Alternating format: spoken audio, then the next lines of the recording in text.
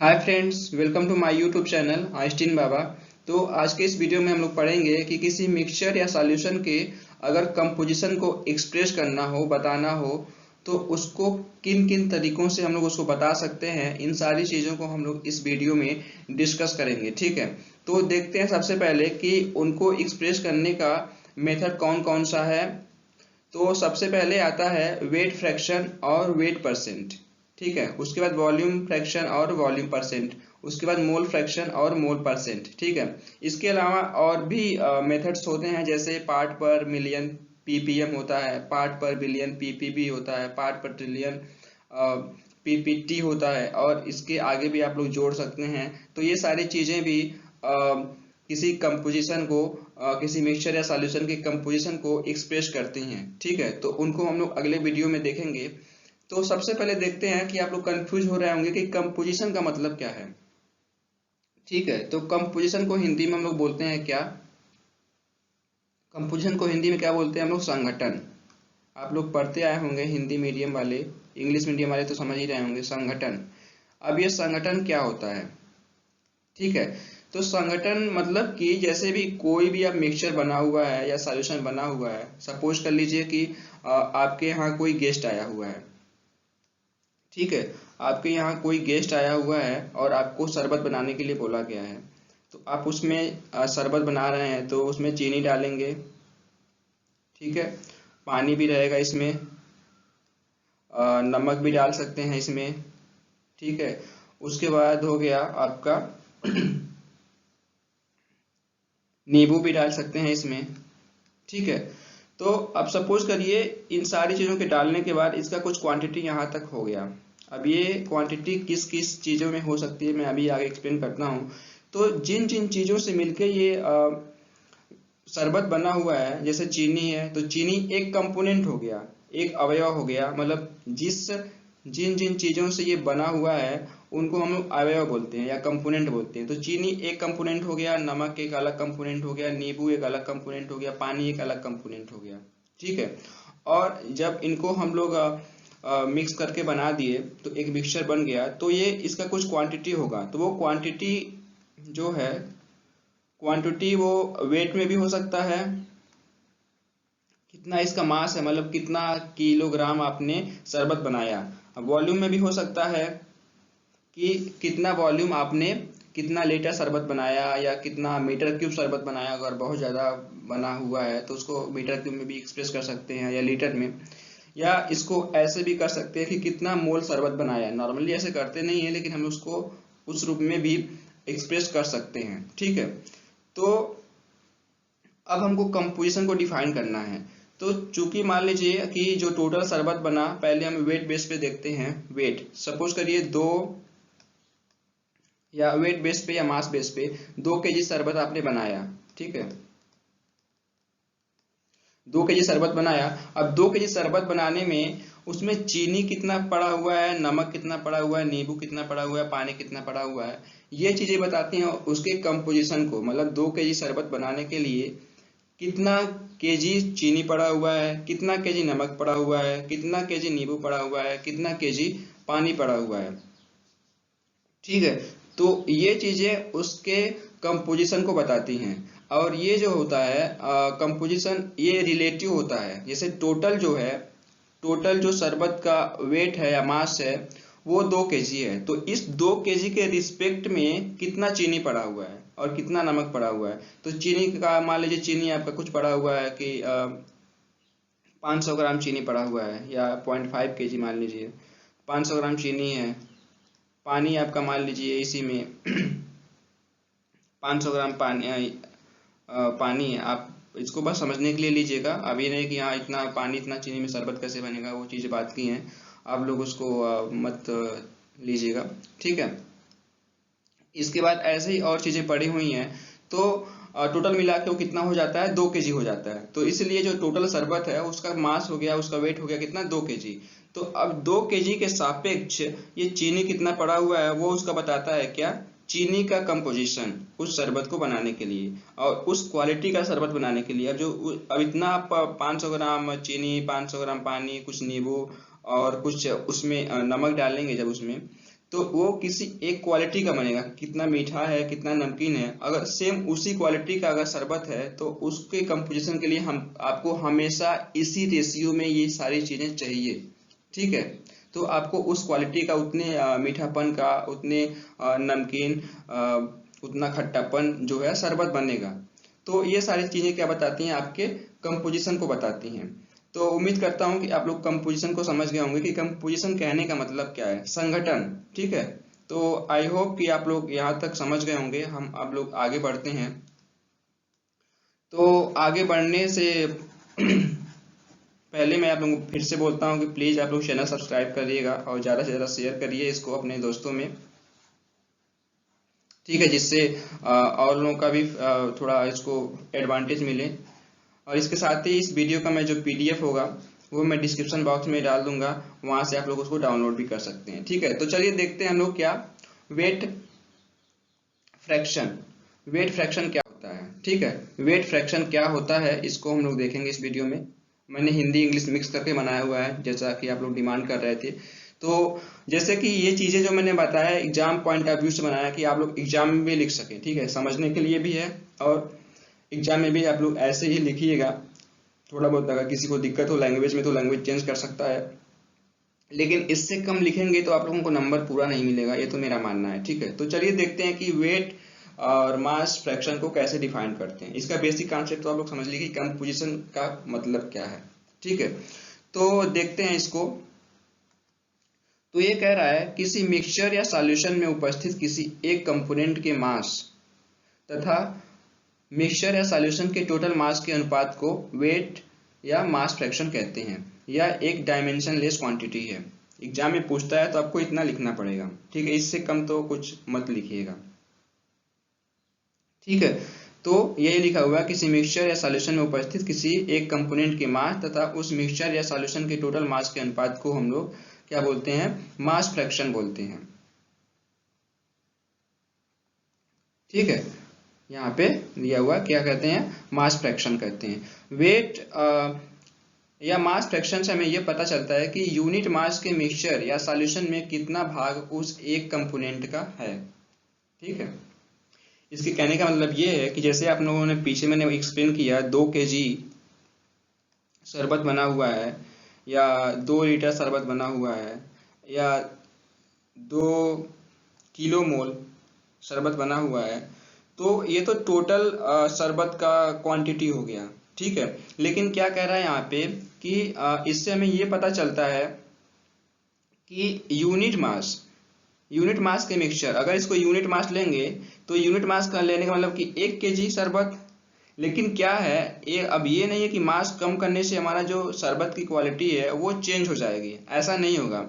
Same शरबत है लेकिन सेम क्वालिटी का शरबत है, लेकिन क्या है कि उसकी जो क्वांटिटी है वो हम कम कर दे रहे हैं।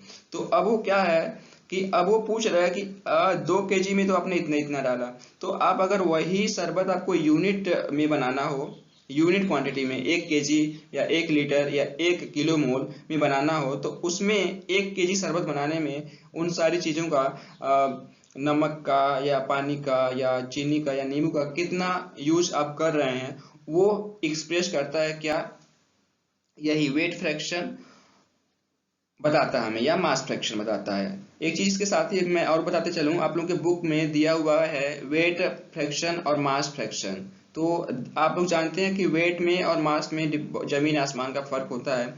तो ये दोनों चीजें ऐसे अगर आप देखें शाब्दिक रूप में तो दोनों एक ही नहीं है, अलग अलग चीजें हैं, लेकिन इनका न्यूमेरिकल वैल्यू सेम आता है, क्योंकि अब मास में जी से गुणा करते हैं तो वो वेट में कन्वर्ट हो जाता है, ठीक है।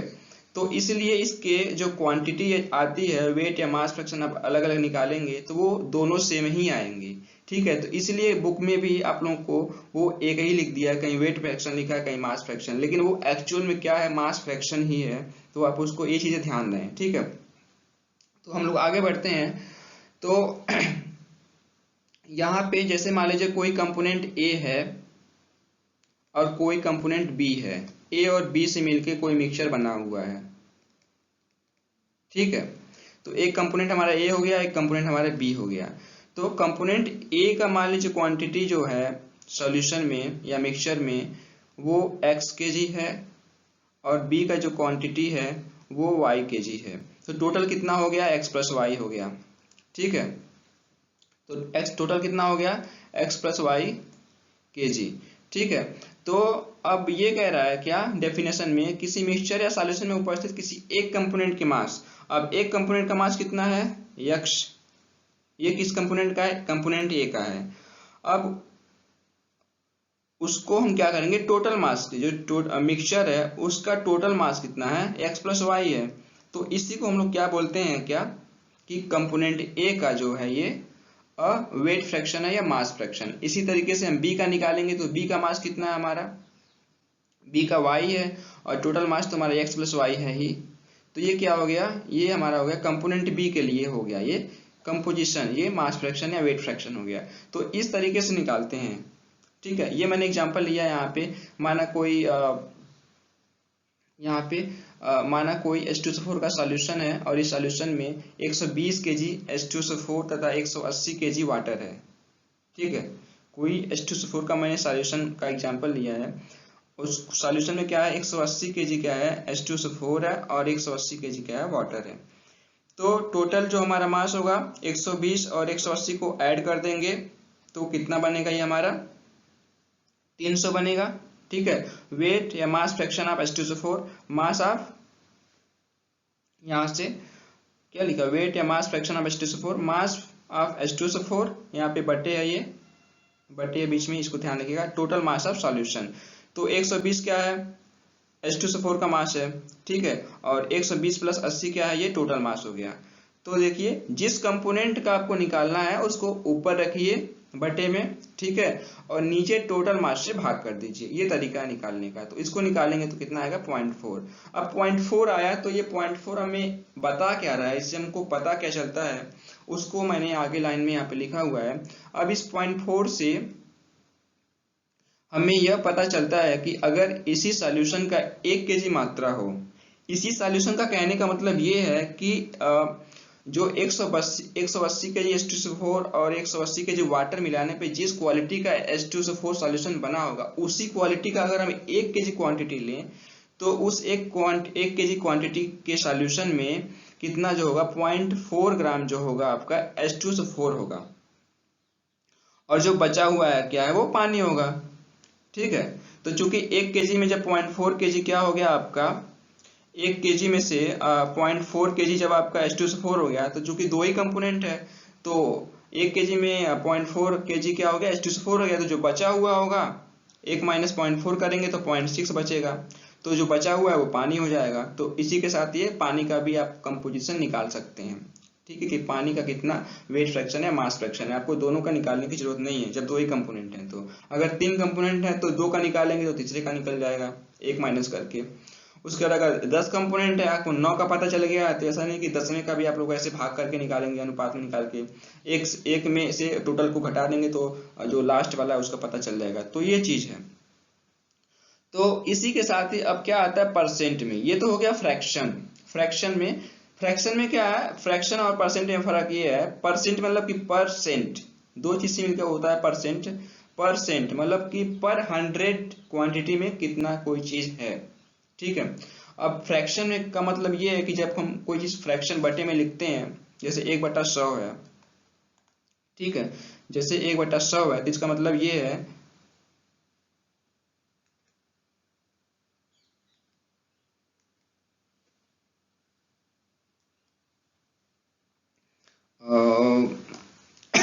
एक मिनट,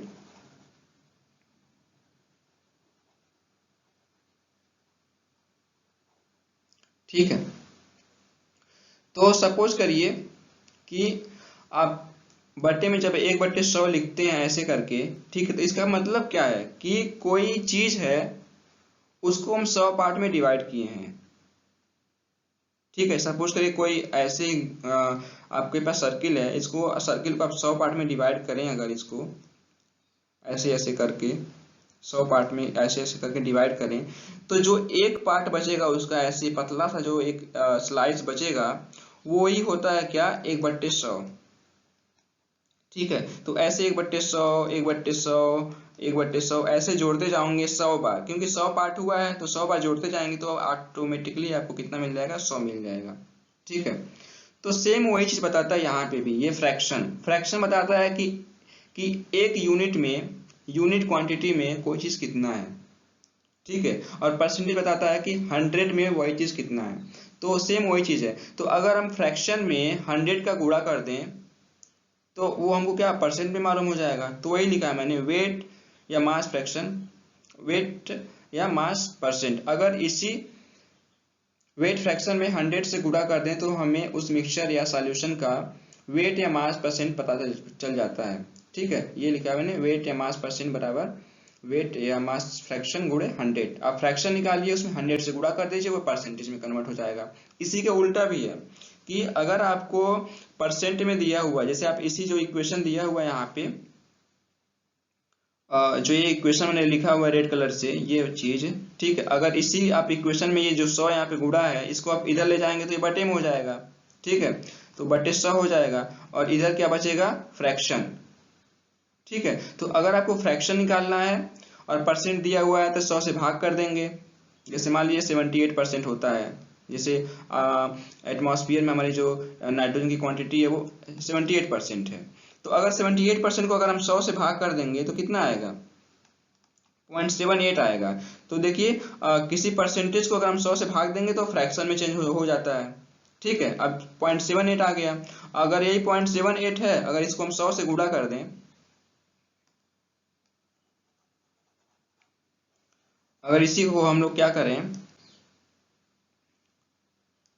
अगर इसी को हम लोग 0.78 को अगर हम 100 से गुणा कर दें तो कितना आएगा, हमारे पास आ गया 78 आ गया। तो ये परसेंटेज में चेंज हो गया। तो ये चीजें हैं यहाँ पे। अगर वेट फ्रैक्शन दिया है या मास फ्रैक्शन, मतलब कोई भी फ्रैक्शन दिया है, आप उसको 100 से गुणा करेंगे तो वो परसेंटेज में चेंज हो जाएगा। अगर कोई भी परसेंटेज दिया हुआ है, किसी भी चीज का परसेंटेज, अगर उसको आप 100 से भाग दे देंगे तो वो आपका फ्रैक्शन में चेंज हो जाएगा। तो उम्मीद करता हूँ आपको ये पूरा कॉन्सेप्ट समझ में आ गया होगा। अब इसी के बेस्ड पे हम लोग क्या करेंगे, वॉल्यूम परसेंट, वॉल्यूम फ्रैक्शन और मोल फ्रैक्शन और मोल परसेंट को भी डिफाइन करेंगे। ठीक है, तो चलिए हम लोग आगे बढ़ते हैं। तो आगे क्या है, अब आगे आता है हमारा क्या, वॉल्यूम परसेंट, वॉल्यूम फ्रैक्शन और वॉल्यूम परसेंट। ठीक है, तो सेम इसका भी डेफिनेशन उसी बेस्ड पे लिखिएगा। ये एक ट्रिक है कि आप लोग जब भी कोई डेफिनेशन लिखें, जब वो एक ही जैसे हो तो उसका लैंग्वेज भी एक ही जैसे लिखिए। ये नहीं कि आप डिफरेंट डिफरेंट जब उसको लिख रहे हैं तो लैंग्वेज अलग अलग हो, तो आपको थोड़ा उसको समझने में, लिखने में टाइम लगता है। और ये एक ही लैंग्वेज की आप प्रैक्टिस भी लिखने की करते हैं तो आप एग्जाम में जल्दी लिख पाएंगे। ठीक है, तो ये इसका एक ट्रिक है कि जब सब एक ही फ्रैक्शन है, एक ही कॉन्सेप्ट पे है, तो उनको क्यों ना एक ही लैंग्वेज में लिखें। ठीक है, इजी रहता है समझने में, बार बार सबको अलग से याद नहीं करना पड़ता है। तो किसी मिक्सचर या सॉल्यूशन में उपस्थित किसी एक कंपोनेंट के वॉल्यूम, प्योर कंपोनेंट वॉल्यूम, तथा उस मिक्सचर या सॉल्यूशन के टोटल वॉल्यूम के अनुपात को हम लोग वॉल्यूम फ्रैक्शन कहते हैं। यह एक डायमेंशनलेस क्वांटिटी होती है। डायमेंशनलेस मतलब कि चूंकि रेशियो है, ये दो चीजों का, दो वॉल्यूम का रेशियो है, तो इसलिए इसकी कोई बीमा नहीं होगी, कोई इसका मात्रक नहीं होगा, केवल एक नंबर होता है। इसी तरीके से वेट फ्रैक्शन और वेट फ्रैक्शन का भी है। ठीक है, अब यहाँ पे मैं ज्यादा एक्सप्लेन नहीं करूंगा, उसी बेस्ड पे आप लोग उसको, जैसे वहां पे मैंने मास का एग्जांपल लिया था शरबत बनाने में, अगर वही आप लीटर में ले लेंगे, 2 लीटर है, ठीक है, 2 लीटर आपके पास शरबत है,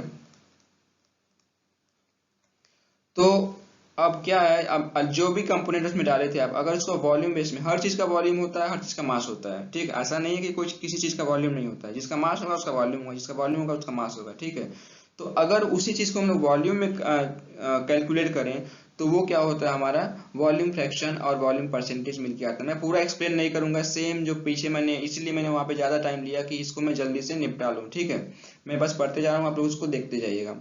अब वॉल्यूम, अब यहाँ पे एक टर्म्स आया pure component volume. Pure component volume कहने का मतलब ये है कि जैसे आपने कोई भी मिक्सचर बनाया, तो जैसे ऑक्सीजन, आप एयर का एग्जांपल ले लेते हैं, छोड़िए शरबत का। ठीक है, एयर का एग्जांपल, एयर में क्या है, 78% क्या है आपका, नाइट्रोजन है। उसके बाद 21% क्या है, ऑक्सीजन है। और 1% में अदर्स गैसेज हैं। ठीक है, तो इसमें प्योर कंपोनेंट वॉल्यूम कहने का मतलब ये है कि प्योर कंपोनेंट, अब इसमें प्योर कंपोनेंट कौन सा है, नाइट्रोजन है, ऑक्सीजन है और उसके बाद अदर्स गैसेस भी हैं। तो प्योर कंपोनेंट नाइट्रोजन, तो केवल नाइट्रोजन का जो वॉल्यूम है उसी को, केवल उसी इंडिविजुअल कंपोनेंट का जो वॉल्यूम है उसको प्योर कंपोनेंट वॉल्यूम कहते हैं। मतलब volume of individual component is known as pure component volume. ठीक है, कोई नया टर्म्स नहीं है, उसी को प्योर कंपोनेंट वॉल्यूम कहते हैं, उसी इंडिविजुअल कंपोनेंट का वॉल्यूम। ठीक है, तो वो चीजें हैं। अब वॉल्यूम फ्रैक्शन से हमें ये पता चलता है कि यूनिट वॉल्यूम के उस मिक्सचर या सॉल्यूशन में कितना भाग, और वो भाग किस में होगा, वॉल्यूम में होगा, इसलिए मैंने ब्रैकेट में लिख दिया है, उस एक कंपोनेंट का है। ठीक है, जैसे 78, इसको आप फ्रैक्शन में अगर लेंगे, पीछे मैं समझा ही दिया हूँ, 78 है, तो इसका मतलब क्या है, 78 फ्रैक्शन जो है 0.78 आपका जो आता है एयर में, वो फ्रैक्शन आता है नाइट्रोजन का। इसका मतलब क्या है कि अगर एयर का हम 1 मीटर क्यूब लें किसी पर्टिकुलर टेम्परेचर प्रेशर पे, तो उसमें जो 0.78 मीटर क्यूब होगा वो किसकी क्वांटिटी होगी, वो नाइट्रोजन की होगी।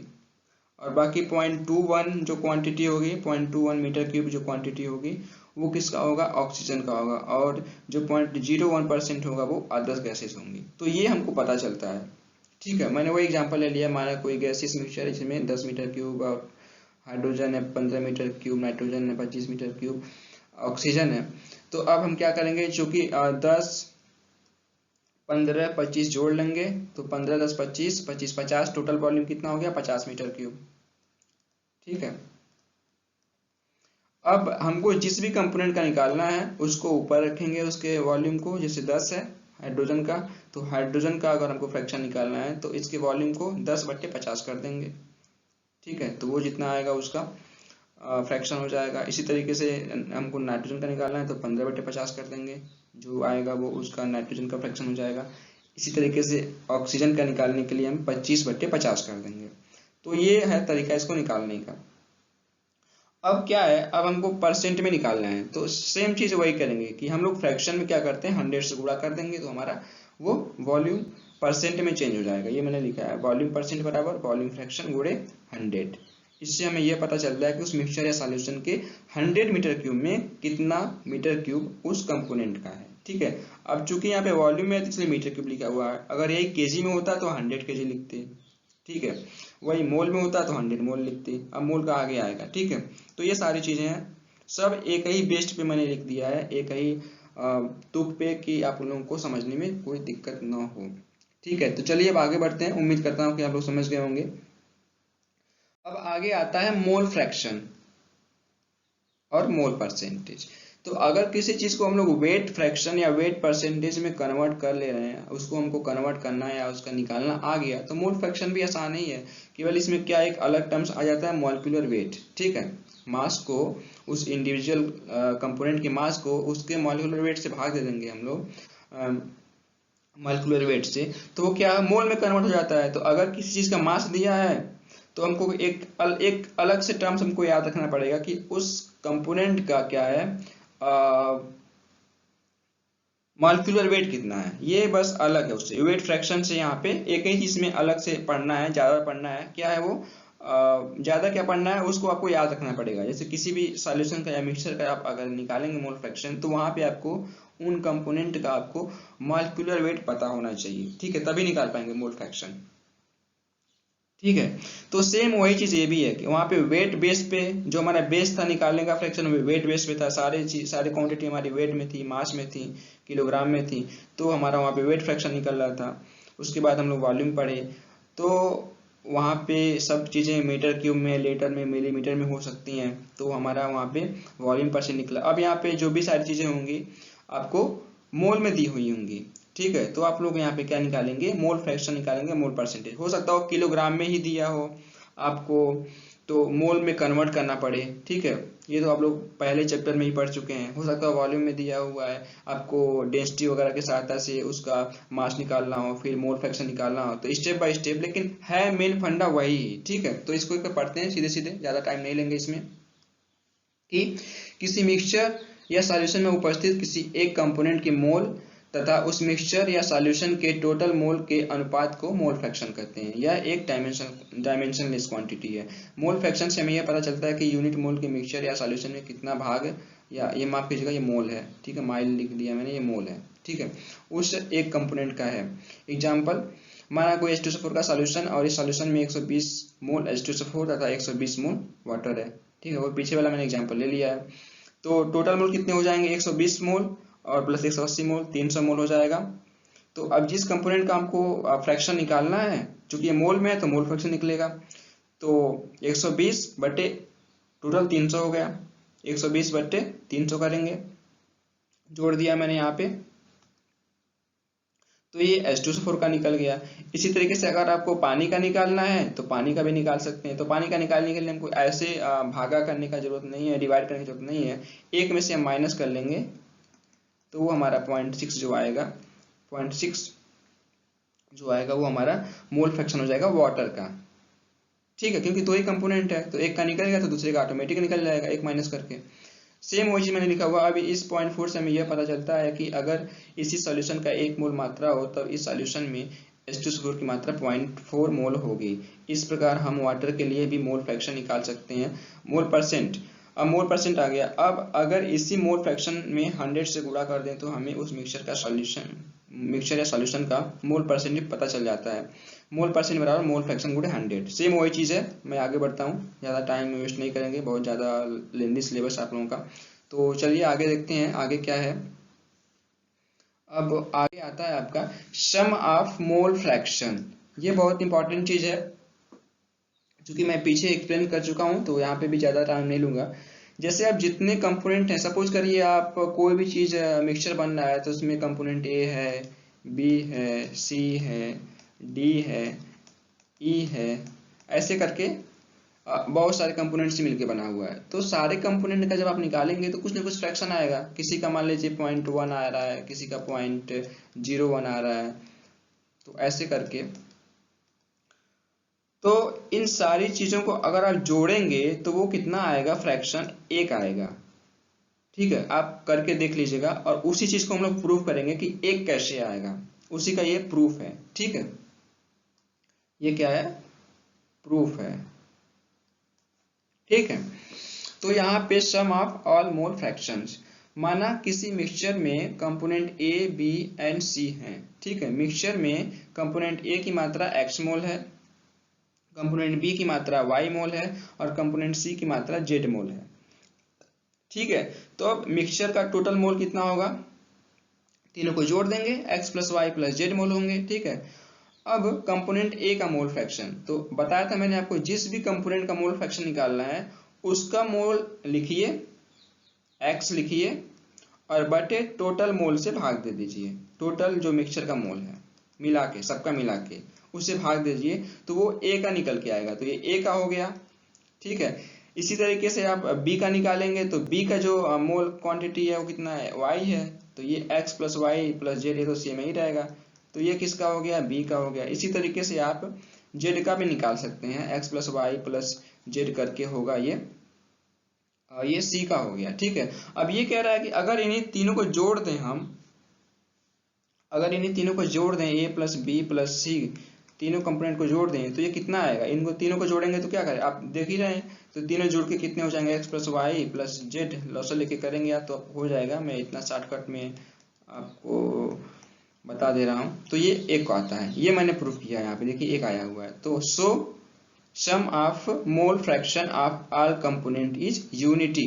ठीक है, एक होता है। तो ये नहीं है कि मैंने मोल का एग्जांपल लिया तो ये केवल मोल के केस में होगा, कोई भी फ्रैक्शन होगा।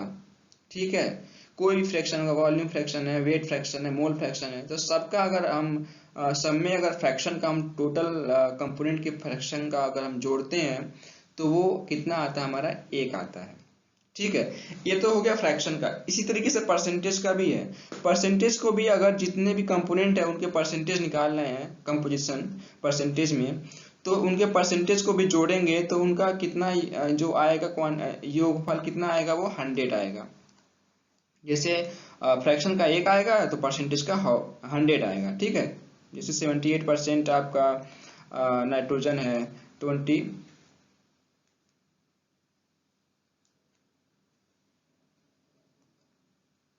माफ कीजिएगा ये गड़बड़ हो जा रहा है यहाँ पे। ठीक है, साफ कर दे रहा है इसको। तो यहाँ पे जैसे 78% नाइट्रोजन है आपका और 21% क्या है, ऑक्सीजन है, बाकी 1% अदर है। तो इन सारे परसेंटेज को आप जोड़ेंगे जब, तो कितना मिल के आ जाएगा 100। कहने का मतलब ये है।